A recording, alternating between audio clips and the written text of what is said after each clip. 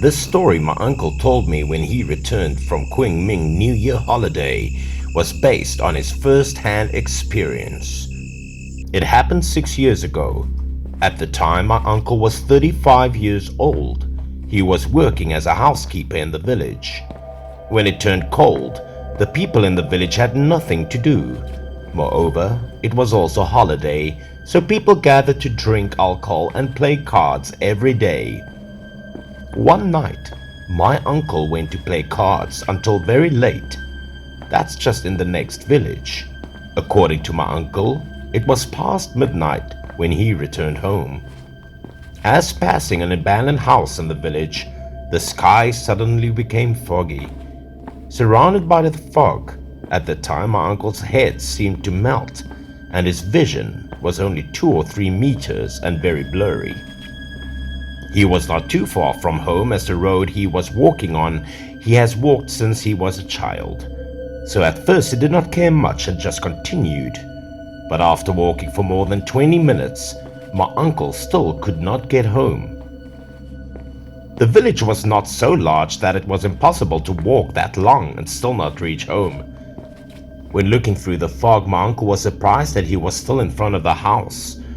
My uncle didn't understand how it could be when he passed it already. He started getting worried, afraid that he was lost somewhere with no way out.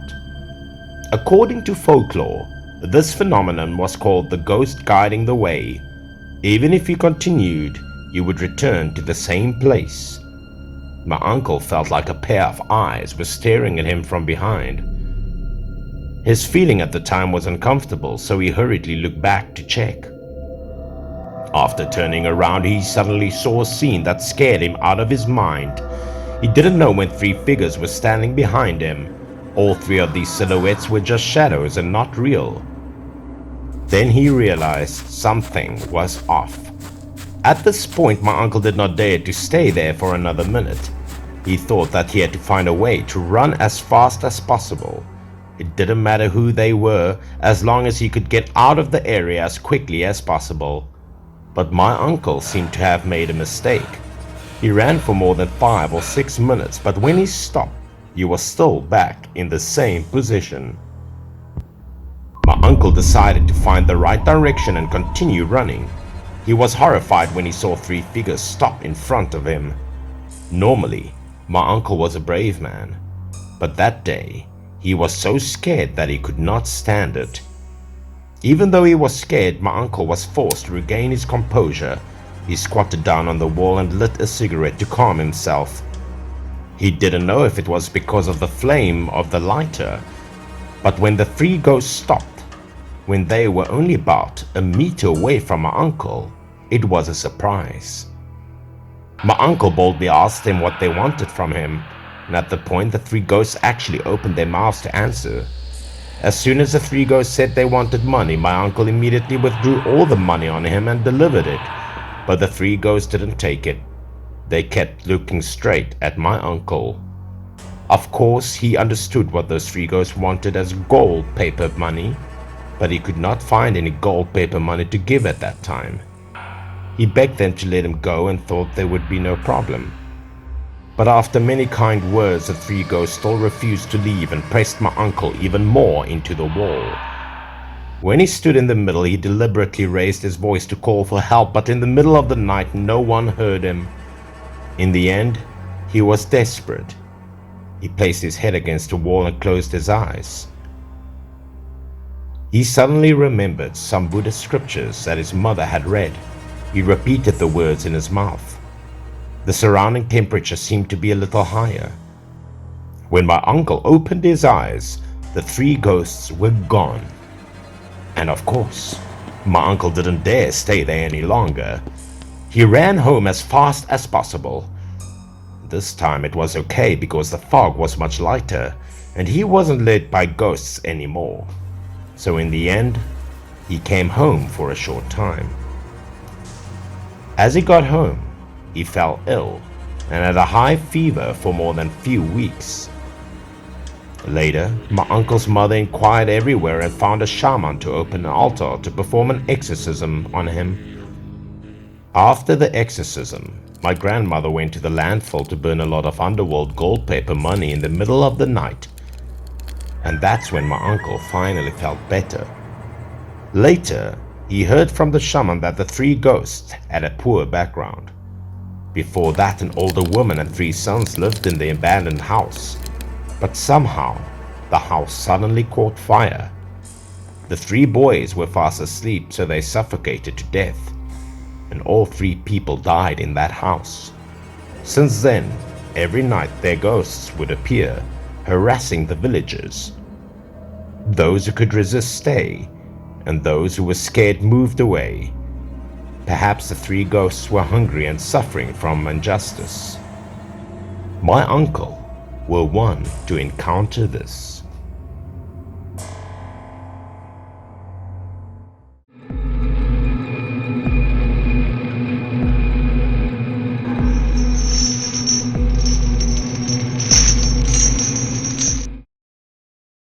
Everyone will regret not doing something with a deceased loved one when talking about them. So is my uncle.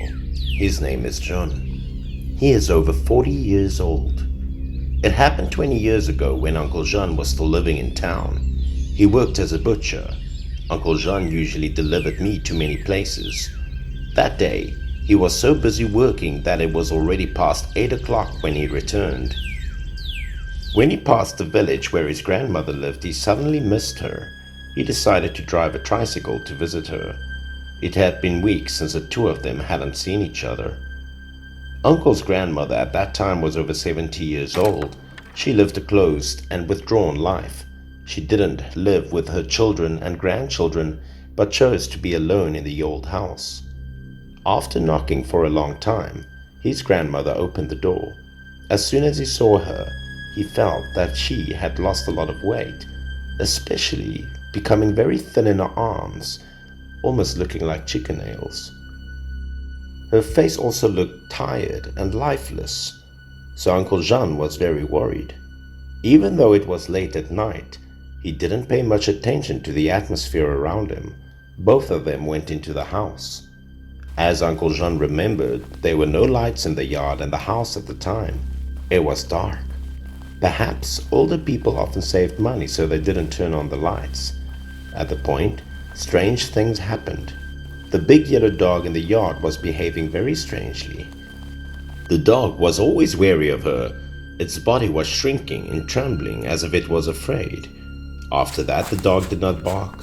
It went into the warehouse next to it to hide and not dare to take it a step out. The dog was next to my grandmother's side every day, and this made my Uncle Jean wonder. My grandmother did not answer his questions. She went straight into the house, talking to him about her current situation as she walked. The past few days she was no longer lonely because she had her friends over to keep her company. These words surprised my Uncle John because the people she talked to normally had been dead for many years. How could she be talking to them? Then Uncle John thought that maybe she was just old and confused, so she would sometimes say baseless things. He didn't mind that much, so he followed her anyway. Inside the house, he discovered that the walls were all black as if burned by fire. He couldn't hide his curiosity and asked her why the walls were so dirty. She replied without hiding anything. She said that she was burned by her accident, and then she just went back into the kitchen. Uncle Jean was getting hungry as he worked all day, so he asked my grandmother to cook for him. After she finished cooking for him, she invited him into the kitchen, and after entering the kitchen, he was surprised at the situation in front of him. Inside, the walls were also black, as if burned by fire. The kitchen was covered with ashes, dirty and cold as if it had been abandoned for a long time. Looking at the food on the table, he suddenly started feeling afraid. The buns were scorched. The fried vegetables in the bowl were also pitch black. It seemed like they were burnt and charred. He just stared blankly at the food for a moment. Her voice snapped him out of it. He looked at the dish and felt weird, but he didn't want to refuse them because he didn't want to make her sad. So he sat down to eat. The steamed buns had cooled. The outside burnt part was peeled off and the inside was dry and difficult to chew on. Moreover, Jean didn't know how many days it had been. The aroma of the buns was no longer there. It felt like he was chewing dirt and sand. Still, he tried to swallow. He used chopsticks to pick up another piece of vegetable and found it had burned. He couldn't even eat it. None of the dishes was enjoyable, causing a frown over my uncle's face. But he did not dare to criticize the food. Grandmother was still the same as before, always trying to take care of her grandson. She devotedly peeled off the burnt skin of the buns and gave it to him. He took the steamed buns from her and accidentally touched her hand. He felt that her hand was very cold, no temperature at all. This was unlike any temperature that a living person should have.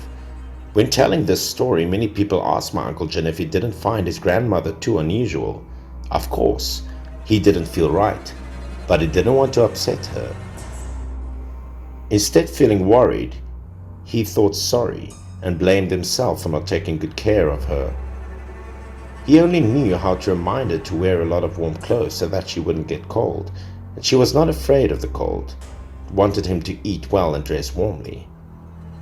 Because he was so afraid of her old age and weak health, he also wanted her to move back to live with her son and daughter, but the older woman didn't want to. She also reluctantly ate some steamed buns and then secretly put some money under the bowl for her to use.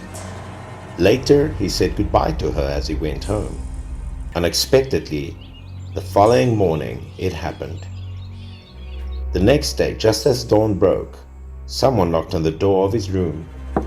It was my uncle's cousin, and as soon as he opened the door and heard the news, he was shocked. At first, he thought something bad had happened to her, but he didn't expect his grandmother to die. Apparently, she died of suffocation while the house was on fire. Of course, he didn't believe it because he had seen her the night before. He told his cousin the story that he was there. It was his cousin's turn to be surprised because the timing didn't match at all. It turned out that at noon, his grandmother had an accident. In the afternoon, her aunt's family heard the news and hurriedly went to prepare burial items and coffins for the grandmother. Her body was placed in the old house for the funeral. Uncle John's cousin wanted to keep his strength to watch this body at night, so in the evening he took a nap and unexpectedly fell asleep. When he woke up, John's cousin saw that the position of the altar in the house had been changed, but at the time he was not in the mood to notice. The food made by my grandmother at noon, well, he didn't know when it was on the table and clean as if someone had eaten it. Originally, his cousin was wondering who to ask. By chance, through this exchange, both cousins were shocked to realize what they had encountered. Uncle John's limbs suddenly trembled and he started vomiting right in front of the door. Although he ate with his grandmother and talked with each other, nothing bad had happened to him. Maybe because his grandmother loved him so much, she never wanted to hurt her grandchildren, even if she was already dead.